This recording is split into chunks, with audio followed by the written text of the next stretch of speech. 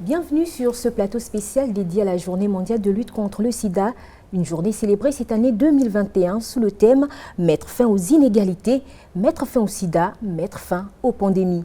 Aux commandes de cette émission, je ne suis pas seule, je suis accompagnée de Vanessa Togo. Bonjour Vanessa. Bonjour Sabrina. Alors nous ferons le tour de la question ici au Gabon, mais pas que. Nous aurons aussi l'intervention d'Andrea Mestre depuis la France, mais également sur ce plateau nous aurons Madame Dr Meryl Bouloupi, représentante PNAPJS, et Madame Moussa Nzamba, présidente des associations des personnes vivant avec le VIH. Et pour cette première partie, nous recevons le docteur Françoise Ndaïchimier, directeur pays de l'ONU-SIDA Gabon. Juste à côté d'elle, il y a le docteur Aïssa Okouyi, qui est directeur du programme national de lutte contre les IST et le VIH-SIDA. Nous aurons également l'intervention du docteur Colombe Mavungu de Puimouila. Elle est chef du centre de traitement ambulatoire de cette ville du sud du Gabon. Bienvenue, mesdames. Merci. Merci beaucoup. Alors, on le sait, le nombre de PV-VIH a considérablement augmenté au fil des années. Comme estimation, on passe par exemple d'environ 40 660 personnes en 2012 à environ 46 000 en 2020. Comment cela s'explique? C'est beaucoup plus un nombre de personnes estimées vivant avec le VIH. Vous savez que le nombre de personnes vivant avec le VIH au Gabon se cote en séroprévalence. La séroprévalence, c'est une estimation qui nous fait dire que sur un nombre total de 100 personnes dépistées, il y a 4 personnes séropositives. Donc au fur et à mesure que les années passent, il y a des personnes qui se font contaminer, bien sûr. Il y en a parmi ceux qui se font contaminer, il y en a qui décèdent. Donc ce sont des estimations et des calculs qui nous emmènent à ce chiffre-là. Mais il faut dire qu'il y a plusieurs personnes qu'on n'avait pas découvert séropositives. Donc c'est dans les différents dépistages que nous arrivons à découvrir tous ces cas de séropositifs. Vous, docteur Ndaïchimier, peut-être quelque chose à ajouter là-dessus? Oui, si je peux ajouter quelque chose, je pense que c'est normal qu'on arrive à avoir en termes de chiffres, parce que la séroprévalence, il y a l'incidence du VIH, donc le nombre de nouvelles infections du VIH, qu'au fur des années, on a de nouvelles infections. Même s'il y a des décès, actuellement, les nouvelles infections sont beaucoup plus importantes que les décès. Avec le traitement, les personnes vivent un peu plus longtemps. Donc c'est pour cela qu'aujourd'hui, plus que les personnes qui ont eu le VIH il y a bien longtemps vivent encore plus longtemps grâce au traitement, et qu'il y a encore de nouvelles personnes qui sont infectées. C'est pour ça qu'on voit qu'on a l'impression que le chiffre augmente. Sinon, je serai dans le même sens que ce que vient de dire le docteur Okouyi, pour dire que ça, c'est également c'est normal qu'on voit des chiffres qui augmentent. Mais l'objectif étant non pas d'éliminer tous ces chiffres-là, l'objectif étant de les garder ou alors de diminuer un tout petit peu, parce que plus les personnes vivent longtemps, plus le nombre estimé des personnes vivant avec le VIH restera presque stable pour encore un bon moment. Donc on peut dire que la stratégie elle est effective au Gabon? Actuellement, on peut dire que quand on regarde l'incidence, la stratégie est effective, parce que l'incidence, les nouvelles infections diminuent en termes de taux d'infection. Mais on aimerait faire encore plus, parce que l'objectif étant d'éliminer les nouvelles infections. L'objectif étant d'éliminer de nouvelles infections, mais le taux de prévalence estimé au Gabon est de 4,1%. Un chiffre qui est toujours fort au regard de la population que nous sommes. Qu'est-ce que vous avez à dire à propos de cela, docteur Okouyi? Alors, il faut dire que ce chiffre, c'est un chiffre réel que nous avons obtenu à la fin de l'étude démographique de santé de 2012. C'est un chiffre qui date de 2012. Et depuis cette date, nous n'avons pas pu refaire l'EDS. Il y a un EDS qui est en cours, et à la suite de cet EDS, nous aurons la nouvelle séroprévalence au Gabon. Mais il faut dire qu'avec les estimations que nous faisons déjà avec l'ONU-SIDA, nous tournons autour de 3 3% de séroprévalence au VIH. Donc, c'est dire que il y a une baisse de l'incidence. Donc, il y a moins de nouveaux cas de VIH. La séroprévalence également a baissé. Les personnes qui vivent avec le VIH vivent plus longtemps maintenant. Il y en a qui ont 35, 36 ans de vie avec le virus du sida. Et en ce qui concerne les perdus de vue, est-ce que ce n'est pas une occasion pour eux de plus infecter la population? Donc, de voir le nombre de cas augmenter encore? Oui, malheureusement, vous savez, dans une prise en charge au long cours, il y a toujours eu un relâchement. C'est un exercice qui est assez difficile pour nous, les prestataires de santé, sans oublier pour les malades eux-mêmes.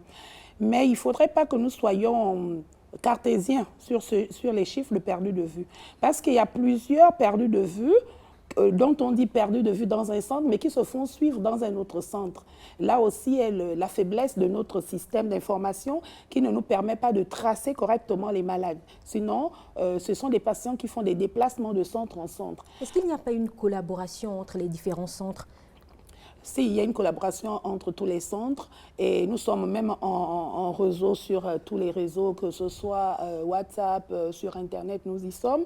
Mais ce qui nous manque, ce qui fait la faiblesse du suivi des patients, c'est que parfois les patients ne s'enregistrent pas toujours sur le même nombre et parfois avec le nombre de patients par centre, il y a encore plusieurs centres qui ne sont pas informatisés. Donc, il y a souvent des difficultés à l'enregistrement des patients. Donc, il y a des patients qui parfois sont enregistrés 2 fois dans le même centre. Pour les centres qui ont plus de 15 000 patients, c'est difficile à gérer lorsqu'on n'est pas très informatisé. Qu'à cela ne tienne, il faut dire que le nombre de perdus de vue tourne depuis plusieurs années autour de 1500 à 2000 par an. 1500 à 2000. Comme je le disais, ce qui nous manque, c'est vraiment retrouver ces perdus de vue dans les structures plutôt que des perdus de vue qui ne sont vraiment plus du tout pris en charge. Docteur Françoise Ndaye-Chimier, il y a ces perdus de vue, mais comment faire pour arriver au niveau où il n'y en a plus? Pourquoi la chose a tendance à persister? Je pense qu'il faudrait d'abord voir les racines des perdus de vue. Je vais commencer par les faux perdus de vue, ceux qu'on pense que c'est des perdus de vue, alors qu'ils se sont déplacés d'un centre vers un autre. À cela, ce que font dans d'autres pays et qui pourrait être exploré également ici, c'est de voir d'utiliser les empreintes digitales à l'enregistrement. Là, on saura que la personne qui vient d'être arrivée dans un centre vient dans notre centre, même s'il change de nom. Et ça, on n'en est pas encore là. Mais c'est quelque chose, je pense, d'avenir. Ça, je parle des faux perdus de vue. Maintenant, les vrais perdus de vue, c'est des gens qui, à cause de la discrimination, à cause de la stigmatisation, ont peur de retourner dans les mêmes centres. Ça, c'est un cas. Ça peut être également d'autres personnes qui, à cause probablement qui pensent qu'ils sont guéris, vont également relâcher et ne pas y retourner, ou à cause parfois des gens qui vont dans la prière, qui vont dans autre chose. C'est comme ça qu'il y a plusieurs sources en fait de perdus de vue. Et je pense que pouvoir répondre à ça, c'est de chercher toutes les différentes causes de comment pouvoir ramener les personnes. C'est savoir pourquoi une personne est devenue perdue de vue. Et là, je pense qu'il y a des associations de lutte contre le sida actuellement qui participent dans ça pour aider les médecins, pour aider dans les structures de santé à ramener les perdus de vue dans les structures de santé. Mais pour les ramener aussi, il faut avoir les bons contacts parce que parfois, les perdus de vue n'ont pas donné le bon numéro de téléphone pour pouvoir être appelés. Oui. Et je pense que ça aussi, c'est vraiment, c'est pas facile, c'est un casse-tête, mais je pense que si on arrive à trouver tous les causes des perdus de vue, on pourra alors arriver à trouver les solutions à ces problèmes-là pour diminuer le nombre de perdus de vue. Vous parliez tout à l'heure d'un élément très important, les numéros de téléphone parfois erronés. Est-ce qu'il n'y a pas une vérification qui se fait séance tenante lorsque le malade remet toutes ces informations? Je vous pose la question à vous, docteur Raissa Okoui. Oui, alors il faut dire que les patients, vous avez des patients qui sont enregistrés depuis l'an 2000. Alors, ils ont soit changé de numéro de téléphone, ils ont soit perdu leur téléphone. Il faut dire qu'à chaque consultation, il y a toujours un rappel du numéro de téléphone. Vous savez, docteur Françoise l'a dit, il y a différentes catégories de patients. Il y a des patients qui viennent, mais qui parfois eux-mêmes ne veulent même pas qu'on les reconnaisse. Alors, les perdus de vue dangereux, hein, je veux dire dangereux parce que tout à l'heure, vous avez parlé de la contamination qui se poursuit. Et ce sont les perdus de vue qui sont réels, c'est-à-dire ce sont ceux qui ne fréquentent pas d'autres structures. Alors, docteur Françoise l'a dit, vous savez que dans la lutte, je veux le rappeler, les médicaments antirétroviraux ont fait vraiment ils ont révolutionné le monde en matière de médecine. Qu'à cela ne tienne, nous restons quand même dans nos coutumes, dans nos us, dans nos traditions. Beaucoup de personnes vivant avec le VIH cherchent des secours, on va le dire, chez les tradis praticiens, chez les Nganga, qui promettent monts et merveilles. Après ce genre de promesses, vous comprenez que le patient qui se dit guéri, pour lui, il n'est pas perdu de vue. Pour lui, il est guéri. Or, le VIH-Sida, lorsque vous avez contracté le virus, à l'état actuel des connaissances, c'est à vie. Et souvent, les patients, et c'est légitime, hein, les patients qui vivent avec le VIH ne l'entendent pas toujours de cette oreille. Ils veulent absolument être négatifs parce qu'une grande partie des patients s'auto-stigmatisent. C'est-à-dire que même ils sont dans une position où ils pensent qu'ils sont rejetés. Et donc, quand vous vous auto-stigmatisez, quel que soit ce que les prestataires de santé vont faire, ceux qui sont en face de vous, ça va être difficile pour vous de pouvoir vous remettre sur le droit chemin. C'est pour ça, docteur Françoise l'a dit, nous essayons tout ce qui est accompagnement par les pairs, par les personnes qui vivent avec le VIH, qui sont aguerries à la matière et qui ont la force et le courage d'en parler pour pouvoir soutenir les autres et les ramener vers les structures pour bénéficier de leur traitement antirétroviral. C'est donc un effort personnel qui doit être fait par ces PV-VIH? Oui, un effort déjà. Le gros effort devrait venir du ministère de la Santé, donc des prestataires de santé, et ensuite des patients eux-mêmes. Il faut dire que au niveau des structures de prise en charge, nous avons, pour pouvoir diminuer le nombre de perdus de vue, ce que nous appelons des groupes de parole. Des groupes de parole, ce sont des échanges, des discussions, des réunions qui ont lieu entre personnes qui vivent avec le VIH, accompagnées par un psychologue, une assistante sociale de la structure qui permet de guider les débats ou de renchérir et donner plus d'informations aux patients. Ça encourage les patients à rester liés à la structure. En dehors de ça, nous avons ce que nous appelons les visites à domicile. Lorsque vous ne venez pas à votre rendez-vous, on vous appelle au téléphone. Lorsque le téléphone ne passe pas, on regarde votre adresse. Parce qu'à l'enregistrement, on écrit l'adresse. Si vous habitez, je ne sais pas, Nzarayong, derrière le boutiquier bleu, je dis ça comme ça, on va vous chercher. Donc, on fait des visites à domicile. Mais dans tout ça, dans tout ce que le ministère met en place pour pouvoir diminuer le nombre de perdus de vue, il n'y a que les patients ne veulent parfois pas qu'on les reconnaissent dans leur environnement. On les appelle, ils disent que ce n'est pas eux. Lorsque vous vous rendez dans les domiciles, ils vous disent « non, je ne veux pas que vous venez me visiter ». Tout ça, c'est parce que nous voulons réduire le nombre de perdus de vue. Donc, un effort devrait être fait de notre part un peu plus. C'est pour ça que ces temps-ci, nous avons les communautaires avec nous dans les structures pour que ce ne soit pas nous, personnels de santé, qui allons dans les structures et chercher les malades. Ce sont des personnes qui vivent avec le VIH elles-mêmes, qui sont des mentors, qui vont faire le travail et ça se passe bien. Bien entendu, ce n'est pas 100% de retour dans la structure, mais je pense qu'avec le temps, ça pourra bien prendre. Avec le temps, ça pourra bien prendre. Vous avez parlé de stigmatisation. Ça veut dire que ces personnes-là se sentent mal parce qu'elles sont certainement mal regardées autour d'elles. Avec le thème de cette année qui est mettre fin aux pandémies, mettre fin au sida, mettre fin aux inégalités. Comment faire pour mettre fin à tout cela? Comment faire pour que aujourd'hui, le sida ne soit plus regardé comme une maladie de la honte, afin que ces personnes puissent mieux se traiter aussi? On s'est rendu compte qu'actuellement, on a les solutions. On sait comment se protéger du VIH. Il y a le traitement, même si ce n'est pas un traitement qui guérit. Mais on se rend compte qu'il y a encore de nouvelles infections, qu'il y a encore des décès, autant de décès qui arrivent, même si on compte ici, ne fût-ce que même au Gabon. Et c'est pour cela qu'on a pensé que vraiment s'adresser aux inégalités. Il y a plusieurs inégalités. Là, je veux en citer certaines. Il y a inégalité entre hommes et femmes. Il y a des inégalités entre riches et pauvres dans l'accès au traitement. Il y a des inégalités également entre le nord et le sud, également dans tout ce qui est de l'accès au traitement ou même à la prévention. Mais on peut parler également des inégalités entre l'urbain et le rural. Toutes ces sortes d'inégalités font en sorte que la réponse finalement du VIH ne soit pas aussi efficace que ça. Si nous revenons par exemple sur le cas des traitements, là on était en train de dire quelqu'un qui est à Mouila et quelqu'un qui est à Libreville, l'accès par exemple à des examens comme la charge virale, ce ne sera pas la même chose. L'accès pour quelqu'un qui a les moyens, le riche et le pauvre, l'accès pour quelqu'un qui a les moyens de pouvoir faire une charge virale ou tous les examens, les CD4, toute une panoplie qu'on a besoin de faire. Ce n'est pas la même chose quand on a les moyens et quand on n'a pas les moyens.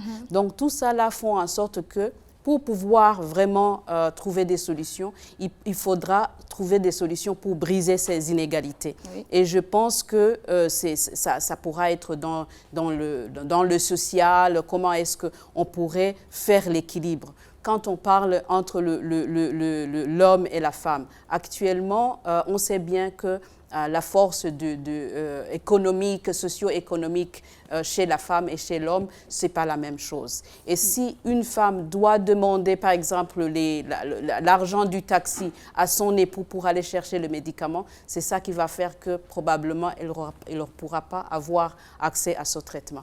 Donc il y a toutes ces inégalités-là où on doit vraiment, vraiment regarder comment diminuer ces inégalités pour pouvoir arriver à l'objectif que nous voulons atteindre. Docteur Aïssa Okoui, comment peut-on arriver à mettre fin à ces inégalités? Je pense qu'avec tout ce qui est, enfin, je voulais d'abord dire entre riches et pauvres, avec tout ce qui est comme assurance maladie, l'assurance maladie va pouvoir permettre d'assurer le traitement à celui ou les examens à celui qui n'a pas les moyens. Il y a aussi que nous, en tant que programme, nous faisons des plaidoyers justement chez les bailleurs de fonds pour pouvoir avoir et permettre à ceux qui ne peuvent pas d'avoir le bilan gratuitement. Entre hommes et femmes, c'est justement, vous avez, avec le ministère des Affaires sociales, il y a tout un programme justement pour les jeunes filles, pour qu'elles puissent être indépendantes. Parce que lorsque vous êtes dépendante d'un homme, votre prise en charge va être difficile parce que vous ne pouvez rien négocier. Vous ne pouvez pas négocier le préservatif, vous ne pouvez pas rien négocier, même pour prendre vos médicaments, ça va être difficile. Pour ce qui est entre le nord et le sud, vous savez qu'il y a des projets de création, même des usines de fabrication de médicaments au niveau des pays africains, justement, et même des vaccins, pour qu'ils puissent être autonomes et ne pas dépendre des pays du nord. Donc c'est tout ça que nous essayons un peu de faire pour tenter de... Mais ce n'est pas parfait. C'est pour ça que nous venons aussi rappeler pour que ce soit un peu plus fait dans le sens... Parce que tout ce genre d'inégalités ne font qu'entretenir la persistance de la maladie. Nous nous sommes donné aussi des objectifs. Vous voyez que c'est à la fin 2030. On pense que si on en parle maintenant, vous voyez, tout un ministère comme les Affaires sociales s'est mis debout avec le projet. C'est aussi pour aider. Tant qu'il y aura les pauvres et les riches, vous voyez, la question de VIH risque de persister. En ce qui concerne la prise en charge, est-ce que ces personnes-là, qui sont déjà défavorisées dues au milieu dans lequel ils vivent, ne seraient pas défavorisées en ce qui concerne aussi la prise en charge? La question est difficile. Et nous essayons quand même depuis 2011 à décentraliser la prise en charge du VIH. Il en va aussi de tout ce qui tourne autour de la santé, de l'opérationnalisation des départements sanitaires. Je ne sais pas si c'est parce qu'il y a des difficultés dans l'accessibilité des patients au niveau des structures périphériques et même le personnel de santé de s'y rendre. Géographiquement, il y a des difficultés dans les transports, dans l'acheminement de tout ce qui est produit, etc. Qu'à cela ne tienne, nous sommes dans un programme qui est de décentraliser la prise en charge et nous essayons de former les prestataires pour que même celui qui n'est pas qualifié puisse administrer le traitement antirétroviral. D'accord. Et à cela, vous voyez, nous avons, avec la décentralisation, il y a des CTA dans les capitales provinciales, mais il y a une prise en charge embryonnaire qui se fait déjà dans les départements. Vous avez des petites structures, dans le cadre, par exemple, de la santé de la mère et l'enfant, plusieurs départements sanitaires administrent le traitement antirétroviral. Malheureusement, c'est réservé pour le moment à la mère et l'enfant, mais ça prend aussi le partenaire. C'est peut-être pas encore toute la population, mais ça prend quand même le couple et leur enfant. Okay. Vous avez des villages, des villes comme Matata qui prend en charge l'Astroville. C'est déjà prendre en charge la personne qui vit avec le VIH dans le département. Au docteur Françoise Ndaïchimié, vous voulez rebondir par rapport à tout ce qui a été dit? Je pense que ce que Dr Okuyi vient de dire, c'est quelque chose de très important. Il y a des efforts qui sont faits actuellement. Il y a des efforts qui sont faits, mais il y a encore des gaps. Quand on parle de la décentralisation, oui, il y a la décentralisation, mais on a besoin vraiment de décentraliser, quitte à ce que chaque personne vivant avec le VIH puisse être traitée dans un centre de santé comme le traitement de paludisme, parce que ça fait 40 ans qu'on est en train de traiter et toujours c'est dans les centres spécialisés. Donc, ce que le programme national est en train de faire, c'est de former encore plusieurs médecins pour que ces médecins se sentent à l'aise à la prise en charge du VIH. Parce que dans le passé, c'était une maladie prise comme quelque chose d'assez spécial, le traitement, suivre la personne vivant avec le VIH. C'est une maladie non pas de santé seulement, mais qui a également une connotation également sociale. Donc, du coup, les médecins avaient un peu de réticence de s'engager dans la prise en charge des personnes vivant avec le VIH. Et je pense qu'avec ce que le programme national est en train de faire avec l'appui je pense, de l'OMS et l'UNICEF, c'est de faire en sorte qu'il y ait beaucoup plus de médecins qui connaissent faire le traitement, aussi bien pour les adultes que pour les enfants. Et ça, on pense que la décentralisation pourra... Et à long terme, pourquoi rester chez les médecins seulement? Ça pourrait aller même chez les infirmiers, parce que dans d'autres pays, il y a ce qu'on appelle, la délégation des tâches. Et cette délégation des tâches, c'est qu'un personnel médical qui n'est pas médecin est capable de suivre une personne vivant avec le VIH. Et comme ça, on pourra décentraliser plus facilement en termes de la décentralisation. Et c'est comme ça qu'on va diminuer plus ou moins les inégalités. Je pourrais dire également en termes de plateau technique. Aujourd'hui, au moins le Gabon a fait des efforts pour avoir des structures, des laboratoires équipés qui pourraient faire de la charge virale dans toutes les provinces du Gabon. Ce qui manque, c'est quoi aujourd'hui? Ce sont des réactifs. Les moyens, les réactifs ne sont pas là. Et si on avait les réactifs et les personnes qui pourraient les utiliser, je pense que ça, c'est un effort que le gouvernement pourrait faire un peu plus. Je sais que quand le plaidoyer arrive, c'est tantôt pour le gouvernement, c'est également pour les partenaires. Et je pense que les partenaires et le gouvernement pourraient se mettre ensemble pour voir comment est-ce qu'on pourrait faire pour que la personne qui se trouve dans Aoyem, qui se trouve dans Langounié, ne soit pas obligée de venir à Libreville pour faire sa charge virale, alors qu'il y a une machine de charge virale dans le coin qui pourrait être utilisée, mais que cette machine manque juste des réactifs. Donc, je pense que c'est des choses qu'on pourrait faire pour diminuer ce genre de... C'est juste des exemples. D'accord. On comprend que c'est l'union qui fait la force. Mesdames, je vous invite à présent à écouter le docteur Colombe Mavungu, médecin-chef du centre de traitement ambulatoire de Mouila, c'est dans le sud du Gabon. Elle revient en bref sur ce qui est fait pour prendre en charge les séropositifs. Au niveau du CTA de Mouila, la prise en charge est effective. Après avoir reçu un dépistage positif, la personne vivant avec le VIH est tout de suite prise en charge avec les nouvelles recommandations du programme de lutte contre le VIH, notamment le tester traité. Donc, il est pris en charge par le psychologue. Puis après, il y a une prise en charge médicale qui s'ensuit. Sur le plan médical, il s'agit essentiellement de rechercher les infections opportunistes, ensuite d'administrer un traitement. Nous avons un bilan initial minimal que nous demandons aux patients, qui est pris en charge par la CNAMGS, à hauteur de 90%.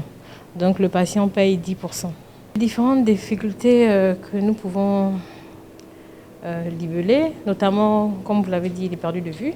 Ça reste un réel problème de savoir que nous avons des personnes vivant avec le VIH dans la nature. La charge virale, dont nous n'avons pas accès au niveau de notre province. Vous avez écouté avec nous, docteur, vos réactions. D'abord, docteur Françoise Ndaï-Chimié.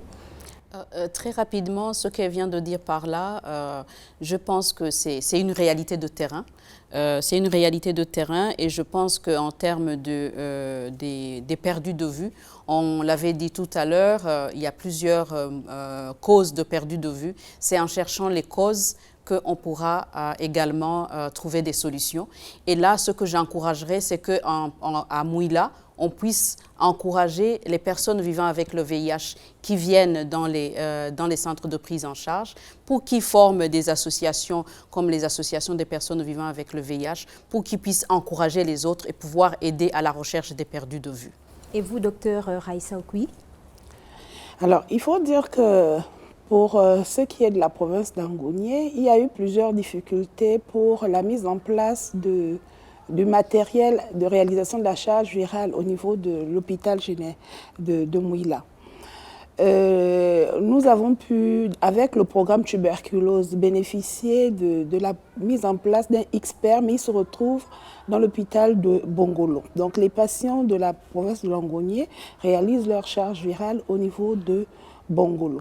Le Fonds mondial est encore en train de nous aider et nous pensons pouvoir acquérir de nouveaux appareils experts et pour pouvoir en mettre à disposition au niveau de l'hôpital de Mouila. Mais bien entendu, il faudra un minimum d'aménagement de la structure pour que nous puissions réaliser des charges virales à cet endroit. Pour ce qui est de l'approvisionnement en antirétroviraux, nous faisons l'effort d'approvisionner les patients qui habitent loin de 3 à 6 mois de traitement pour qu'ils n'aient pas à revenir au centre tous les mois. Ce sont les efforts que nous essayons de faire pour pouvoir pallier aux patients qui habitent loin du centre de prise en charge de Mouila. Merci, docteur, pour ces éclaircissements. Merci, docteur Ndaï-Chimié. Nous retenons que des efforts sont faits pour pallier à tous ces manques. Merci de nous avoir suivis. Nous sommes à la fin de cette première partie. Nous nous retrouvons dans quelques instants pour la deuxième partie, mais cette fois avec des invités différents. Il s'agit du docteur Meryl Bouloupi, représentant CNAMGS, et madame Moussavou Nzamba, qui est la présidente des associations des personnes vivant avec le VIH. À tout de suite.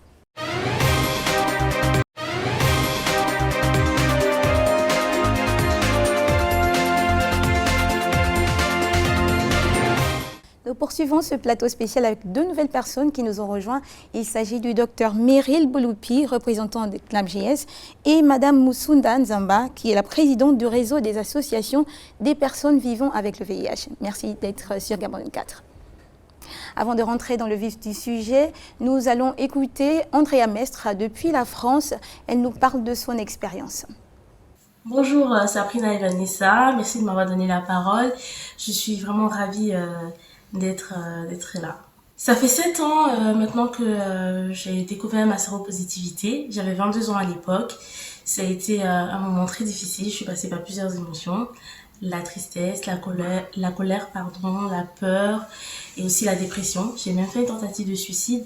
Donc c'était vraiment une période très compliquée. Mais heureusement, j'ai eu le soutien de mes proches qui ne m'ont pas rejetée, qui ont été vraiment super avec moi.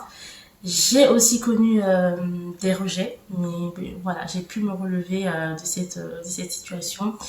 Et aujourd'hui, je suis maman de 3 petites filles, je suis mariée également et je milite contre le VIH-Sida, les stigmatisations et les discriminations liées à ce virus. En France, le traitement, il est gratuit. Tous les examens qui résultent en fait du VIH-Sida sont gratuits. Donc voilà, la prise en charge et les centres sont gratuites. C'est vraiment super parce qu'on nous suit pas seulement pour le VIH mais également pour toute autre pathologie qui peut en découler au fait.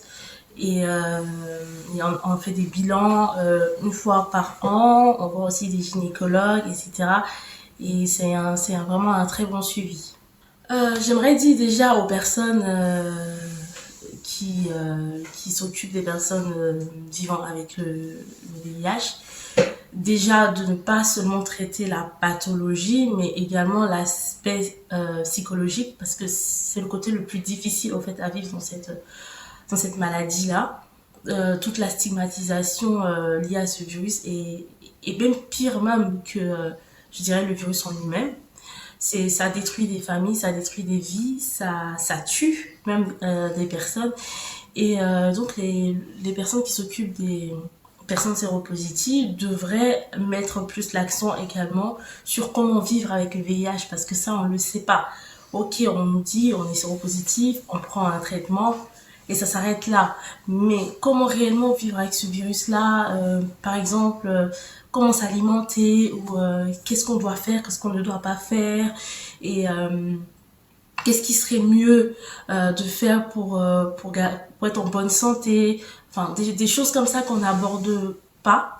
Et aussi justement le côté psychologique, vraiment demander comment ça va, mais insister en fait sur ce volet-là, comment réellement ça va, pour emmener la personne à se confier au fait sur son état mental, tout simplement parce que voilà, on se rend compte que c'est vraiment très destructeur. Mesdames, vous avez écouté Andrea, quel est votre avis? Par rapport à la prise en charge des patients vivant avec le VIH, en rappel, je voudrais d'abord dire que la CNAMGS est le régime obligatoire d'assurance maladie et de garantie sociale mis en place en 2007. Donc l'une de ses missions est la couverture médicale de l'ensemble de la population, quel que soit le fond, le préalable étant bien entendu l'immatriculation. Donc la CNAMGS a ce qu'on appelle un panier de soins, défini dans un arrêté de décembre 2008. Ce panier de soins comprend toutes les prestations sanitaires prises en charge justement par la Caisse. Donc dans ces prestations, on a les prestations incluses dans le panier de soins, donc prises en charge, et les prestations qui sont exclues du panier de soins, donc qui ne sont pas prises en charge. Dans les prestations qui sont incluses dans le panier de soins, on peut noter les actes de médecine générale et de spécialité médicale et chirurgicale.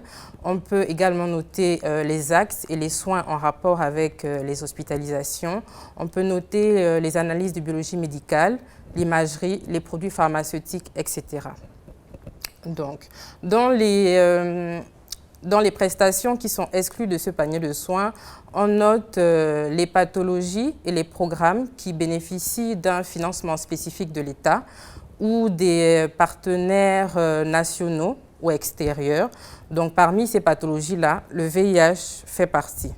Parce que le VIH, on a un programme national de lutte contre le VIH.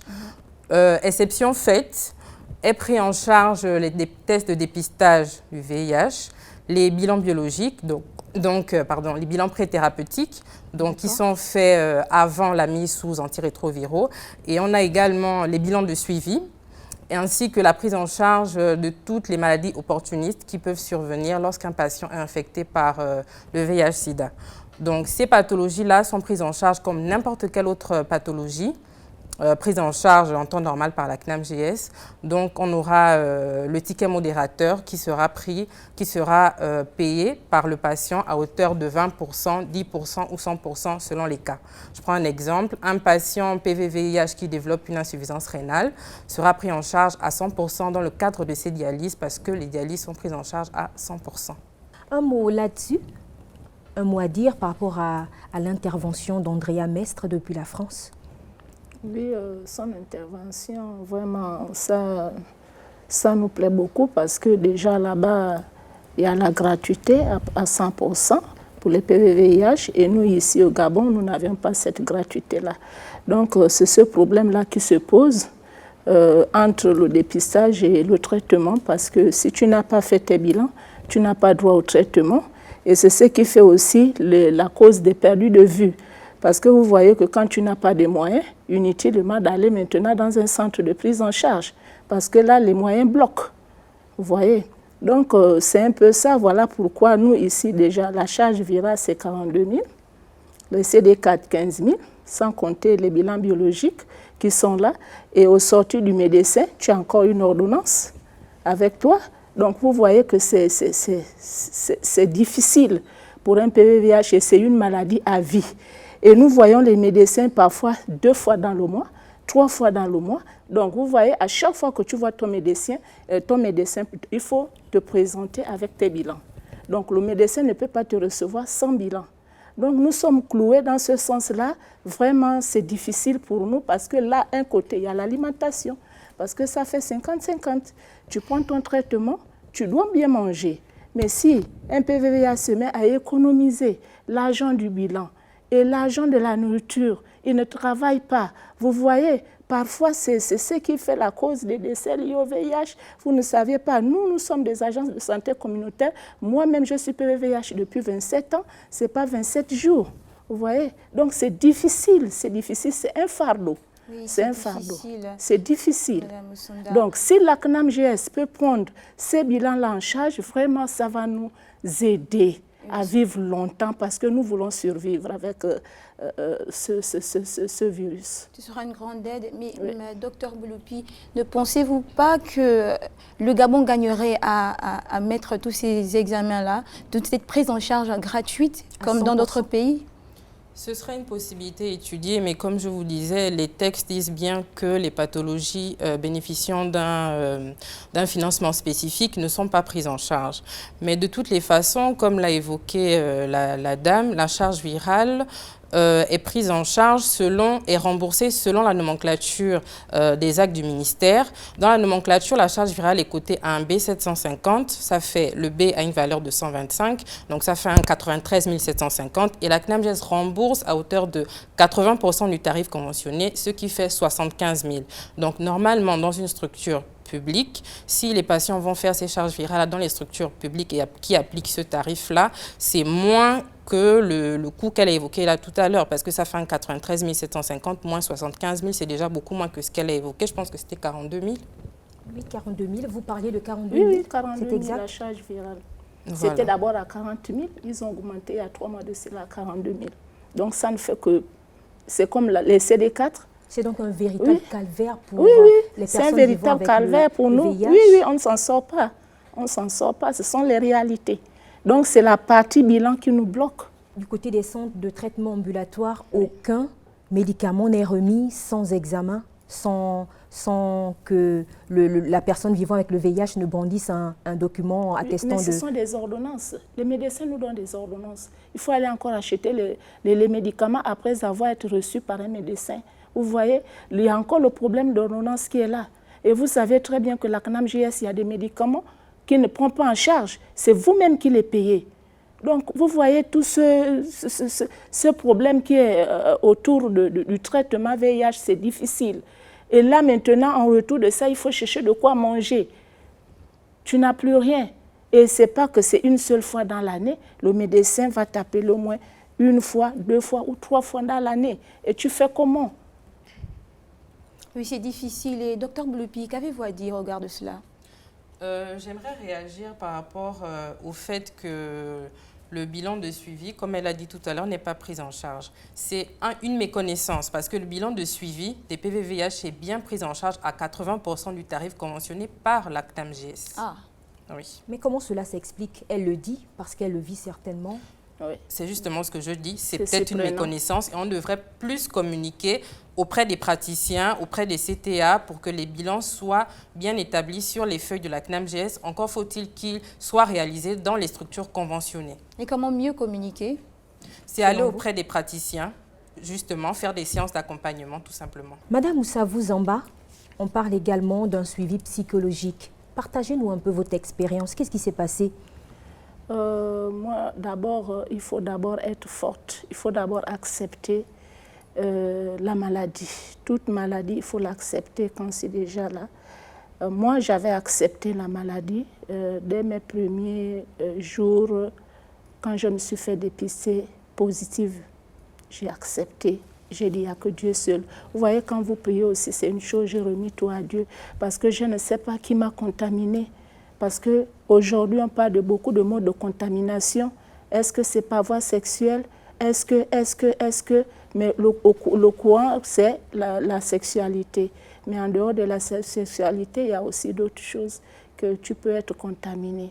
Donc, j'ai accepté et j'ai dit, je veux suivre le traitement. Et vous savez, à l'époque, je peux dire que nous sommes des rescapés parce qu'à l'époque, ce n'était pas vraiment ça. On payait les antirétroviraux. C'était vraiment une course à la jungle. Ce n'était pas facile. Et je remercie Dieu, je remercie aussi l'État gabonais qui a fait en sorte que les antirétroviraux deviennent gratuits. Et ce que nous faisons actuellement, c'est pour que la CNAM-GS prenne en compte aussi les bilans. Et vous voyez que ça va vraiment aller de mieux. Quel a été l'apport de la société civile? Normalement, nous avions beaucoup fait. Parce que quand on regarde le passé aujourd'hui, avec l'influence des associations, nous sommes mis en association pour aider les autres, surtout pour nous qui sommes déjà les doyens dans le VIH. On a beaucoup fait, on fait des accompagnements, nous faisons des groupes de parole, comment prendre son traitement, comment suivre vraiment les conseils du médecin, tout ce qui est autour du traitement, nous faisons ça. Et je vois bien que toutes les PVVIH qui ont adhéré aux associations, en tout cas suivent bien leur traitement, il n'y a pas de problème. Il y a encore beaucoup de choses à faire parce qu'il faut aller encore rechercher pour ceux-là qui ne suivent pas encore bien leur traitement, qui se dit, par exemple, s'il a déjà la charge virale indétectable, se dit que le virus est déjà parti dans son sang. Entre-temps, la charge virale indétectable ne veut pas dire que tu n'as plus de virus. C'est le problème, il faut toujours conseiller, il faut parler. Voilà pourquoi les groupes de parole sont très importants en notre milieu. Les groupes de parole sont très importants, oui, parce qu'aujourd'hui, le VIH n'est plus une maladie de la honte. Nous devons insister là-dessus. Vous venez de le dire, si bien, oui, avec les avancées médicales, nous pouvons vivre, les personnes vivant avec le VIH peuvent être bien portantes et avoir une vie aussi bien remplie, épanouie comme les autres. Alors, qu'est-ce que vous pouvez dire pour sensibiliser la population et surtout les personnes qui sont autour de ces personnes-là vivant avec le VIH pour mieux les traiter, pour les accompagner aussi psychologiquement? Ce que je peux dire, c'est que de suivre notre exemple, parce que moi déjà 27 ans, ce n'est pas 27 jours. Dès que tu te fais dépister, il faut d'abord accepter ta sérologie. Une fois accepté ta sérologie, c'est une facilité pour nous, parce que nous qui t'accompagnons, nous qui sommes là à te donner des conseils, on sait que vraiment tu pourras bien suivre ton traitement, comme nous, on a déjà suivi notre traitement. Donc, on donne des conseils, on les ramène à comprendre qu'est-ce que le VIH, parce que beaucoup ne savent pas le VIH, il faut l'expliquer, le virus, parce que d'autres pensent que c'est des fusils nocturnes parfois, parce que nous les rencontrons comme ça.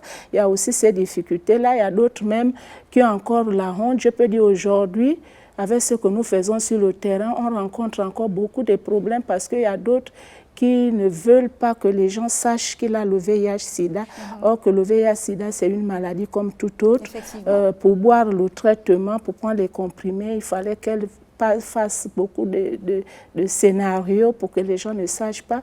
Et tu vois, ça fait un problème parce que si tu as quand même un ami qui n'est pas au courant de ton statut, ça aussi, ça cause problème parce que les heures indiquées pour la prise, pour boire ton médicament, tu ne peux pas le suivre normalement parce que tu dois guetter, tu es là stressé et tout. Donc ça aussi, ça cause problème parce que c'est encore un tabou. C'est encore un tabou au niveau de notre pays, le Gabon, parce que vous savez que l'arrivée de l'annonce du VIH a été très mal faite, parce que ça a été dit que c'est la maladie des personnes, des homosexuels, de ceux qui ont fait la vagabondage sexuel. Donc tout ça là, tu ne te retrouves pas là-dedans. Vous voyez que quand tu as le VIH tout de suite, les gens vont se dire que tu es parti au bord de mer, tu es parti faire ceci. C'est ça un peu la situation. Mais nous faisons des efforts, nous sommes sur pied, nous faisons des efforts sur ça. Et je vois qu'il faudrait que quand même les partenaires doivent nous appuyer sur ça parce qu'il y a beaucoup d'associations qui n'ont pas de moyens. Actuellement, le réseau est sur le dépistage familial. Je peux vous dire que nous, on a déjà dépisté une 60 familles qui sont positives. mais qui n'ont pas les moyens, comme je venais tantôt de le dire. Ça, c'est encore un problème. Il faut couvrir les bilans pour qu'on arrive à essayer de mener des activités, parce que nous sommes en train de faire ce travail-là, le dépistage familial. C'est déjà une bonne activité pour nous, pour réduire les contaminations. Parce que si déjà les personnes sachent déjà qu'ils sont séropositifs et nous les conseillons, nous disons non, il faut faire ceci, il faut se préserver, parce que parfois nous-mêmes, si par exemple tu n'as pas un ami fixe et tu vas encore aller prendre des maladies opportunistes, tu vois, ça va venir encore joindre le VIH que tu as et ça va encore te donner beaucoup de problèmes. Donc c'est tout cela que nous sommes en train de faire en sorte que, au moins d'ici 2030, réduire un peu la stigmatisation, la discrimination qui est déjà là, qui est là présent, qui n'arrive pas à voir la stabilité. Donc voilà un peu le problème. C'est le combat que nous menons. Vraiment, c'est ce combat-là que nous sommes en train de faire pour essayer un peu d'aider aussi le personnel de santé. Mais au niveau aussi de la structure de santé, il y a encore une discrimination envers le personnel soignant. Ça, je l'ai vu, je vais le dire la vérité, parce que c'est ce qui fait aussi que quand tu vas te faire enregistrer dans un centre de santé VIH, et puis l'accueil n'est pas tellement ça. Parfois, on te blâme, voilà, vous êtes ici, vous avez le VIH, vous allez contaminer, c'est vous qui contaminez les gens, tu vois. Ça, quand le malade apprend ça, automatiquement, il se replie. Donc, tout ce contour-là, c'est ce qui fait un blocage. Même dans les centres de santé de prise en charge, il y a la discrimination. Docteur, la discrimination est toujours présente. Comment réagissez-vous par rapport à ça? En tant que personnel de santé, la discrimination déjà au niveau des centres de traitement, comme l'a dit la dame, ne doit pas exister parce que nous sommes là pour le suivi des patients et au sein de ces traitements ambulatoires, là, nous avons également des psychologues. Donc, si y a des problèmes, je pense que les patients doivent se rapprocher de ces psychologues-là après je pense que ça va régulariser un peu plus la situation. On parle également des femmes enceintes atteintes du VIH au Gabon. Parlez-nous un peu de la prise en charge, vous qui êtes au contact des PV-VIH. Une femme enceinte, normalement, doit passer par la PTME. Vous voyez, parce que quand tu es déjà PV-VIH, tu prends bien ton traitement, tu es passé par la PTME. En tout cas, il n'y a pas de problème à cela. Tu vas faire un enfant qui sera négatif. Donc, c'est à suivre bien son traitement et aller se faire consulter de temps en temps, passer par les visites prénatales, parce qu'aujourd'hui, maintenant, je pense bien que le dépistage est gratuit. Pour ça, vraiment, c'est bon, c'est gratuit, mais on passe par des visites prénatales. Une fois que tu suis tout le circuit jusqu'à 9 mois de grossesse, tu feras un enfant négatif. Et c'est ça, vraiment, l'avancée aussi de la science. Et vous êtes au contact de ces cas? Oui, moi, j'en ai déjà fait 2 enfants qui sont négatifs en tant que séropositifs. J'en ai déjà 2 qui sont négatifs. Nous pouvons donc dire qu'une personne vivant avec le VIH a la même espérance de vie aujourd'hui avec le traitement qui est donné qu'une personne séronégative. Oui. Donc, il n'y a plus de peur à avoir, il n'y a plus de crainte à avoir. Non. Il suffit de bien suivre son traitement. Oui. Et quand tu veux vraiment en avoir, il faut te rapprocher auprès du médecin parce que c'est le médecin qui te suit.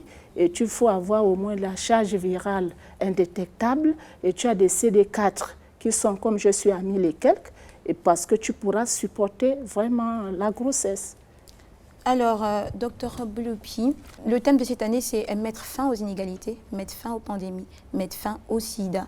Comment mettre fin aux inégalités au regard de tout ce qui a été dit au traitement des PV-VIH, mais également pour ces personnes-là qui sont dans les zones reculées, qui n'ont pas souvent les moyens pour se procurer le minimum. Comment mettre fin à toutes ces inégalités-là aujourd'hui? Je pense que ça doit être une volonté commune, une volonté de la CNAMGS, une volonté des autorités, une volonté des populations. Ce n'est qu'en travaillant ensemble qu'on pourra justement mettre fin à cette pandémie-là. Mais comment mon grand-père qui est à Fougamou, qui n'a peut-être pas un smartphone, qui n'a pas accès à l'information, peut-il à bénéficier des soins aujourd'hui? Au niveau de la CNAMGS, nous avons des délégations provinciales. Donc, ça veut dire que l'information est partout, dans les 9 provinces.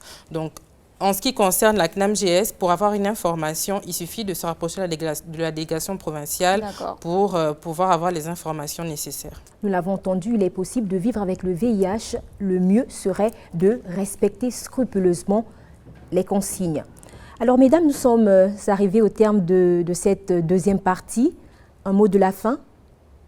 D'abord, vous, docteur. Donc, la CNAMGS, en sa qualité de tiers payant, je le rappelle, prend en charge les bilans pré-thérapeutiques et les bilans de suivi parce que c'est ce qui est beaucoup revenu, que la CNAMGS ne prenait pas en charge les bilans. Donc, je tiens à le rappeler, la CNAMGS prend en charge les bilans pré-thérapeutiques et les bilans de suivi à hauteur de 80% du tarif conventionné.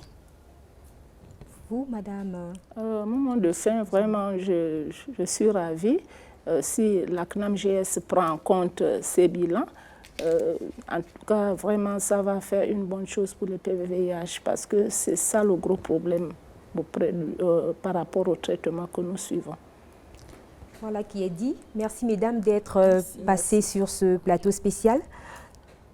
C'est sur ces mots que nous refermons ce plateau spécial axé sur la journée de la lutte contre le VIH et SIDA. Merci à vous, chers invités, d'avoir répondu à l'appel de Gabon 24. Merci à vous également, chers téléspectateurs, de rester fidèles à Gabon 24. Et n'oubliez surtout pas que l'actualité se poursuit via nos différentes plateformes sociales qui s'affichent au bas de l'écran. Bonne suite au programme sur votre chaîne préférée.